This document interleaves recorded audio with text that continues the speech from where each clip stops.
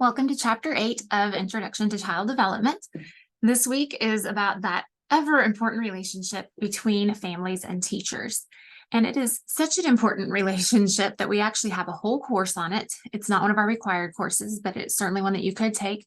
And it's called Socialization and Support of Young Children. So it's not entirely about the family-teacher relationship, but it focuses a lot on working with families and just how crucial it is for the development of children that there be that strength between those two entities, the parents or the families and the school, and just how positive everything goes when families are involved with school. So we will get started looking at Chapter 8.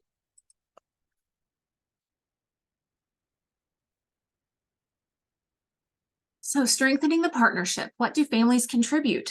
They contribute knowledge about their children's history and development. They simply know things that you don't know about that specific child. And they provide a context from which the teacher can view the whole child. So that we're not just seeing what we see at school. Of course, knowing more about their family life and the child's background is going to get us to know the child better and be able to assess them and know what to use to teach them. So that family-teacher relationship is just essential because it supports a child's holistic development and learning. So today's families have very little preparation for becoming a parent, and I suppose that's probably always been true. There's just nothing quite that can prepare you for it, no matter how much you read or how many classes you go to before your baby's born. Nothing quite prepares you for being a parent. In today's families, the positive note is that men are taking a more active role in child rearing, and they're more aware of how critical their role is. According to a recent study, the percentage of men taking an active role in child rearing has increased by 58% in the past decade. That's huge. And when we say a more active role, it means that men are increasingly involved in various aspects of child rearing, such as caregiving, parenting tasks, and decision-making beyond traditional gender roles. So that is great news. As far as the diversity of the American family, the nuclear family, which is made up of a father, a mother, and two children, has become blended, mixed, and extended. Families simply are changing. And I have a link here to an article, The American Nuclear Family is Officially Over. And if you open up just the PowerPoint presentation, which is posted in Canvas, you can read that article. It's short, but interesting. And according to that article, in 1970, nearly 70% of American adults ages 25 to 49 were living with a spouse and at least one child. But as of just 2 years ago, the most recent year for which they have any data, that's fallen to 37%. So whether you think that's a positive thing or a negative thing or how you see it, that's just the facts, that there are almost half the number of nuclear families today than there were in the 70s. So when we're talking about a family, we're talking about two people. A family can be a couple, a family can be a parent and a child, a family can be a grandparent and a child, just two people who consider themselves to be a family. Parents are those individuals who are raising their own biological children, foster children, adopted children, and children of other family members and or friends. Those are what we consider parents. This chapter does usually use family because we can be talking about all kinds of different people to make up the family. Even when we have a nuclear family situation, there's hopefully other family involved to some extent in the child's life. And so they count in that too. So the diversity of the American family, we have a lot of lists here of what can make up family other than that nuclear that we talked about. Or some of ththese can fit into nuclear, like that very first one. You can be a nuclear family and have a child with disabilities. So this just is some examples of the diversity. And these are groups that, because they're not part of mainstream, could be marginalized, or they could just be small enough that they don't have support systems of other families like theirs necessarily. And so they're groups that teachers need to be aware of existing and hopefully have places to direct them for additional support and advocate. And it's very important that teachers advocate for the rights of these families to make sure that they have rights and access to education. because sometimes that gets hard. Just looking at this, teenage parent families pops out. Sometimes a teenage mom has a hard time finishing school. So it's, a teacher's job to advocate for her and make sure that she still gets an education. So that's just one example.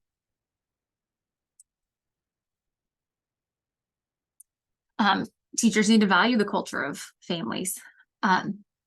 There's a list on page 161 and 162 of your book about creating an environment that supports families. And so that's one that you need to look at.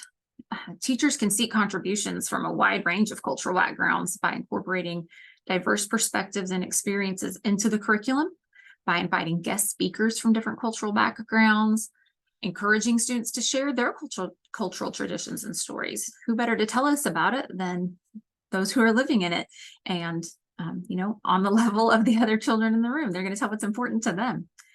And teachers can create opportunities for cross-cultural dialogue and collaboration. And all of this helps create an inclusive and enriching learning environment for all students. So to ensure effective communication and collaboration between families and teachers from different linguistic and cultural backgrounds, it's important to establish an open and respectful channel of communication. And this can include using interpreters or translators if that's needed, providing written materials in multiple languages, scheduling regular meetings to discuss the expectations and routines, and actively listening to each other's perspectives and concerns. And those last two apply to anybody, not just dual language learning families. But by working together, families and teachers can create a supportive and inclusive environment that benefits all the children.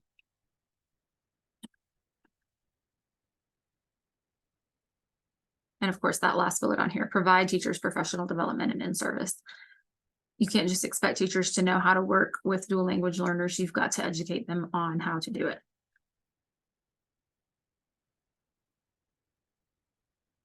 So, understanding parenthood, the patterns of childbearing.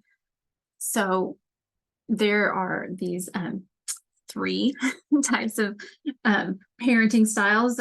They're from, I'm not sure how to say his last name really, Baumrind, came up with these 3. And research suggests that the authoritative style tends to be associated with the most positive outcomes in terms of child development and their well-being, because it balances structure and warmth. It promotes a healthy balance of independence and guidance. Then in your book, it also on page 163, this isn't on the slide, but I think it's worth the short little read. It's just about half a page, 6 stages of parent development. And it's pretty interesting, I think, because it's important to note that I'm getting ahead of myself. So I think it's interesting just because, I know a lot of you in these classes are parents yourself, and I'm sure you've seen yourself change as a parent as you've gotten older and more experienced. And a lot of times as you have more than one child, you change in your parenting. But this focuses on, like I said, 6 stages. And just like all the other developmental stages we've learned about for children, it's important to note that these stages aren't rigid. They can overlap or vary depending on individual circumstances. So it's a continuous learning process that evolves as your children grow and develop, and as you grow and develop as a parent, or the parents at your facility grow and develop. So families can provide a sense of continuity, is the middle one on here, but families contribute, sorry, I was again getting ahead of myself about the continuity, but they can contribute, of course, like we talked about before, giving you a sense of the child's history, just things that you're not possibly going to know that happened before you met them or happened outside of school. A sense of continuity, which, they bring that to the parent-teacher relationship by maintaining open lines of communication with you. And you've got to be part of that too, of course, attending parent-teacher conferences and events that you've created and invited them to, and by actively engaging in their child's education. Regular communication, sharing updates on the child's progress, and discussing any concerns or questions help build that strong partnership. And by working together, families and teachers can ensure consistency and support the child's learning and development, both at home and in the classroom. So that's all about continuity. And what families bring is also that they're the child's first teacher. Before these children were with you, they were at home learning things, what either intentionally or just what they were picking up on. What, all they know is what their parents have provided them with up to the point that they come to you. And what teachers contribute to this effective homeschool relationship is that they provide families with resources and connections with other families, is one of the things they can do. Again, I'm sorry, somehow skipped to that middle one. First, let's talk about in the child relation to others. If a parent knows their kids, and if they haven't seen them interacting with lots of other kids, they have no idea if they are similar to other kids around them or not. And so they see what they see. But as the professional, you see lots of kids, and you can help kind of, not that every child isn't developing differently, and we talk about that a lot, but you also know that there are certain milestones, and we want to hope that children hit them sometime in the range that they should be. Then again, resources and connections.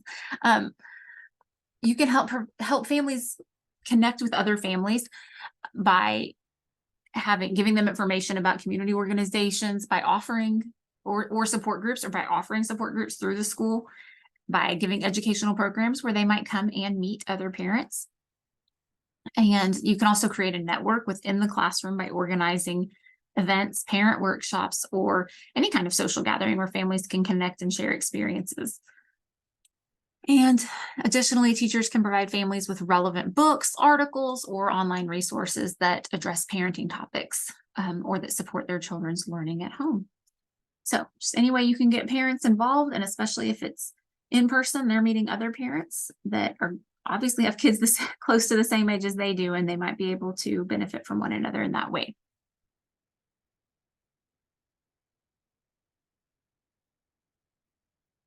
And then children, of course, gain from this relationship. Research shows that there are positive effects on achievement when parents are involved. So the more you can get parents around and active in your facility, the better for the kids. And families can reinforce learning experiences. So when you send those newsletters home, hey, we did this. Here's what you can do at home that extends on this. That's just an example of how that can happen. And a family's presence can heighten a sense of belonging. I mean, think how excited the kids are when that's my mom, that's my dad, when their family comes to the facility, and it just helps them. I mean, they feel special, and it helps them feel like they're contributing to the class in some way. So when we can get those parents involved, it benefits everyone.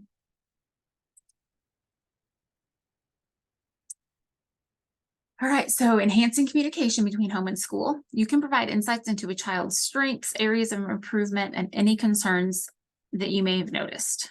By sharing these observations with the family, you, the teacher, can help parents understand the child's behavior, provide strategies for support, and collaborate on fostering positive development. So just any contact with them can be a time to help and support them. And I encourage you to remember that you are the professional. And so it's okay to give your opinions and advice. You're getting educated on all of these things right now. So don't think that it's not your place, because you want to always find polite ways to do it, but it is the parents have other jobs. This is your job. You know these things. So don't be afraid to share with them what you know based on what research you've done, what you're learning in class. And that is always a good way to approach it. Sometimes is you're the one doing research on children's development and the way they learn. The parents, it's likely they're not doing that. So give that research when you suggest something. Research tells us this, or I was reading this article and learned this. So they know it isn't just you saying it, not that you're not a reliable source, but it just kind of backs it up some if you can share where you got information. Even if it's, hey, in one of my classes, we learned this. That's fine too. Teachers can keep in touch with parents through lots of means. You could use regular emails, phone calls, even text messages. There are lots of apps, a lot of you know, like Remind Me or Class Dojo. You can share updates that way. You can share assignments. Not that y'all really have assignments. It's more for me and important information.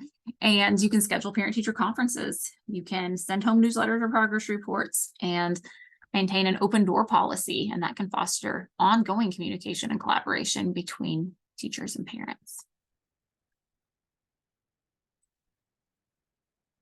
All right, the family teacher conferences, and you have an assignment in this module about having a mock parent-teacher conference. So just to remind you of some of the tips for that, you want to prepare in advance, review the child's progress, get together any relevant information and materials, and set specific goals for the conference before you go into it. Those goals might change as you visit with the parents, but have a goal in mind. You want to create a welcoming environment, set up a comfortable space where both the teacher and the families can have a productive conversation. You want to start with positives. Begin the conference by highlighting the child's strengths and achievements, because that's going to set a positive tone, obviously. You want to be specific and provide examples. Share specific observations or work samples that demonstrate the child's progress or areas for improvement. You want to listen actively. Give parents an opportunity to share their insights, their concerns, or their questions, and then show empathy and respect on their perspective. You want to make sure you're collaborating and setting goals. This is a partnership, and you want to make sure that it is always approached that way. You're going to work together to set realistic goals for the child's growth and development, discuss strategies that can be implemented at home and in the classroom. And then you're going to follow up after the conference, send a summary of the discussion and any action plans to ensure everyone is on the same page. And just remember that the goal is to foster a partnership, like I said, between parents and teachers in order to support the child's learning and well-being. That's what you're both there for. And then as a final reminder, you've got to maintain privacy and confidentiality. And so your center or your facility where you work or will work probably has their own guidelines for all families. And just remember that every family and child has a right to privacy. And so that, can look a lot like a lot of different things. That can be making sure that any website or social media doesn't show pictures without permission. That can be about your bulletin boards. That can be about even sharing good news. Some people don't want their stuff out there. And you've got to remember in the classroom too, with your coworkers, if a family shares something with you in privacy, it's not for you to share with the whole family. You might let them know Bobby's going through some stuff right now, but to tell them specifically what Bobby's going through because his parents are fighting is not your place to tell. So just remember things like that. So that is chapter 8, and make sure you give it a read for more details on everything that I said here.